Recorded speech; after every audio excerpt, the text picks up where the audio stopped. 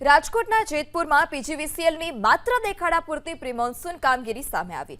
હજુ ચોમાસું પૂર્ણ નથી થયું તે પહેલા જ વીજ થાંભલા અને વીજ ટ્રાન્સફોર્મર પર ગાંડીવેલ અને જાડી ઝાકરાનું સામ્રાજ્ય જોવા મળ્યું। નવાગઢના રબારિકા રોડ વીજ પોલ જોખમી હાલતમાં જોવા મળ્યો। ન માત્ર નવાગઢ, આસપાસના વિસ્તારમાં પણ આવી જ સ્થિતિ જોવા મળી। કેટલાક સ્થળે વીજ ટ્રાન્સફોર્મરમાં શોર્ટ સર્કિટને કારણે આગ લાગવાની ઘટના બનતી હોય છે। પીજીવીસીએલના અધિકારીઓ અનુસાર ચોમાસા પહેલા વીજ પુલ પરથી વેલ ઉતારવાની કામગીરી કરાતી હોય છે। ચોમાસું પૂર્ણ થયા બાદ ફરીથી કામગીરી કરવામાં આવશે।